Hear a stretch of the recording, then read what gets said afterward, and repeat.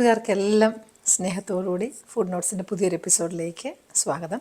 സംഗതി കാര്യം പിടികിട്ടിയല്ലോ, പാവയ്ക്കായുമായിട്ടാണ് നിൽക്കുന്നത്. അപ്പോൾ ഈ സാധനം കൊണ്ട് നമുക്കൊരു നല്ല പച്ചടി ഉണ്ടാക്കാം. അപ്പോൾ അതുകൊണ്ട് ആദ്യം കുറച്ച് ഒത്തിരി വീതി കുറയ്ക്കരുത്, കാരണം പാവയ്ക്ക നമുക്കൊന്ന് വറുത്തെടുക്കണം. മുഴുവനങ്ങ് വറുത്തു പോകും, പിന്നെ പാവയ്ക്കകത്ത് ഒരു ഗുണവും ശേഷിച്ചിരിപ്പുണ്ടാവത്തില്ല. അതുകൊണ്ടൊരല്പം കട്ടിയിൽ ചെയ്യുക. പിന്നെ പാവയ്ക്കയ്ക്ക് കയ്പ്പാണല്ലോ, നമുക്കറിയാമല്ലോ. ഒരുപാട് വണ്ണമുള്ള പാവയ്ക്കാണെങ്കിൽ വലിയ വട്ടമായിപ്പോവും. അതിനെക്കാട്ട് നല്ലത് ഇങ്ങനെ മെലിഞ്ഞിരിക്കുന്നതാണ്.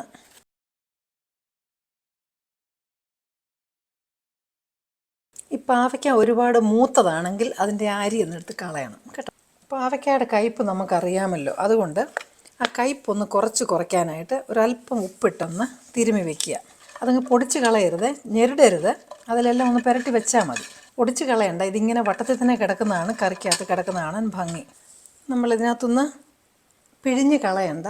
പക്ഷെ പാവയ്ക്കയ്ക്ക് അതൊന്ന് കുറച്ച് കയ്പങ്ങ് പുറത്തോട്ട് ഇറങ്ങിയാൽ മതി. അപ്പോൾ നമുക്ക് പാവയ്ക്ക കടിക്കുന്നുണ്ടെങ്കിൽ അത്രയും കയ്പ്പ് തോന്നത്തില്ല. തന്നെയല്ല, പുറത്തിറങ്ങിക്കഴിഞ്ഞാൽ പിന്നെ നമ്മൾ ചേർക്കുന്ന തൈരിനകത്തൊക്കെ അത് മിക്സ് ചെയ്ത് അതൊരു ബാലൻസ് ആയിക്കോളും. പക്ഷെ പിഴിഞ്ഞ് കളയണ്ട കേട്ടോ, പിഴിഞ്ഞ് കളഞ്ഞാൽ ഗുണമെല്ലാം അങ്ങ് പോകത്തില്ല. 1 സ്പൂൺ മുളക് പൊടി, ഒരു 1/2 ടേബിൾ സ്പൂൺ മഞ്ഞൾ പൊടി. ഉപ്പിന് ഇടണ്ട, ഉപ്പ് ഓൾറെഡി ഇട്ടതാണ്.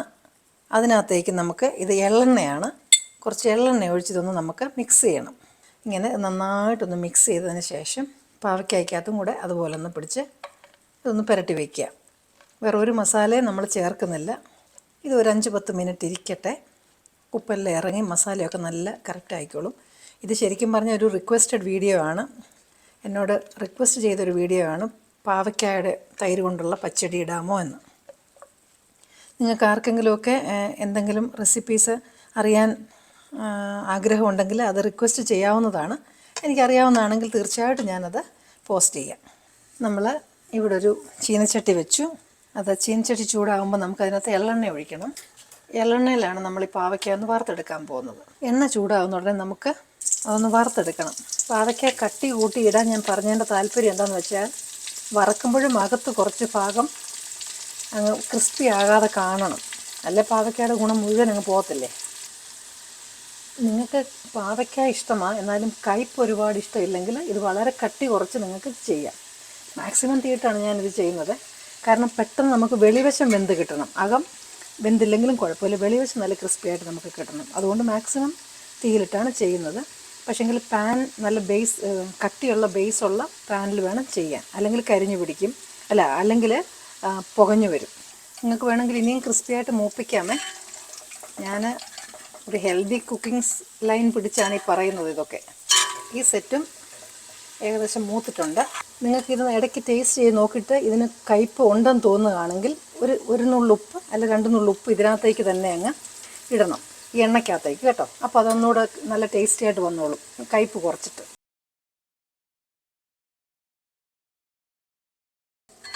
എണ്ണ വേണ്ട, സ്റ്റീൽ പാത്രത്തിലോട്ടേ ഒഴിക്കാവൂ കേട്ടോ, കുപ്പി പാത്രത്തിലൊന്നും ഒഴിക്കല്ലേ, പൊട്ടിപ്പോവും. അപ്പോൾ ഓൾറെഡി അത് നല്ല ചൂടായിട്ട് തന്നെ ഇരിക്കുകയാണല്ലോ. ജീരകം ഇടാം. ജീരകം 1 ടീസ്പൂൺ മതി. ജീരകം ഇടാം.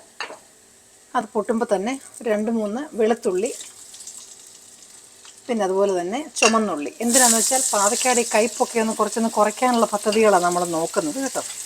അപ്പോൾ ഇത് അതിനകത്തൊന്ന് മൂക്കട്ടെ. ഒരു 1/4 ടീസ്പൂൺ കഷ്ടിച്ച് കായമിട്ടു. അപ്പോൾ ഒന്ന് മൂക്കട്ടെ. ഒരു മണം വരുന്നുണ്ട് കേട്ടോ.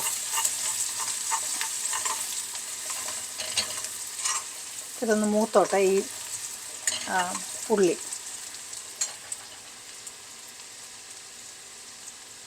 കടുക് കുറച്ച് ആദ്യം ഇടേണ്ടതായിരുന്നു, അതങ്ങ് മറന്നുപോയേ. ആദ്യം ഈ കടുക് കൂടി ഇടണമായിരുന്നു കേട്ടോ. സാരമില്ല, ഇപ്പോൾ ഇട്ടാലും കുഴപ്പമില്ല. കടുകും ജീരകവും കൂടി ഇടേണ്ടതായിരുന്നു.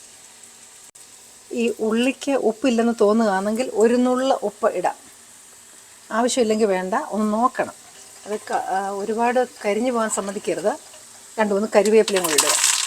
ഓഫ് ചെയ്യുക, തീ ഓഫ് ചെയ്യുക. നമ്മുടെ പരിപാടി കഴിഞ്ഞു.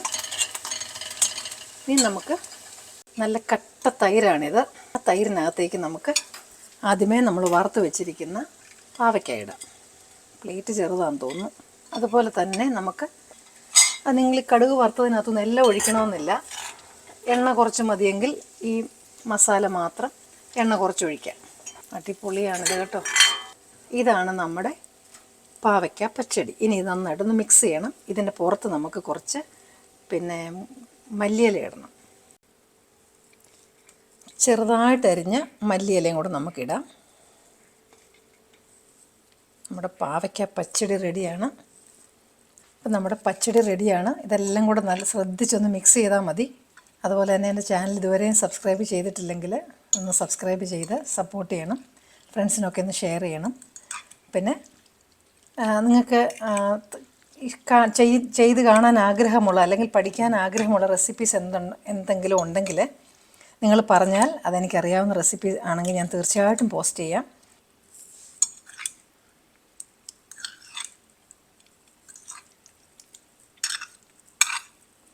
മിക്സ് ചെയ്തു. കാരണം അതിൻ്റെ എള്ളെണ്ണയുടെ ഒരു മണവും എല്ലാം കൂടെ നല്ല അടിപൊളി സംഭവമാണ് കേട്ടോ. അപ്പോൾ നിങ്ങൾ ഈ പച്ചടി ഒന്ന് ഉണ്ടാക്കി നോക്കണേ. എന്നിട്ട് അഭിപ്രായം അറിയിക്കണം. ഇനിയും ഇതുപോലെ നിങ്ങൾക്ക് ഇഷ്ടപ്പെടുന്ന മറ്റ് നല്ലൊരു റെസിപ്പിയുമായിട്ട് ഞാൻ വീണ്ടും എത്തും. Till then I M signing off and you stay safe.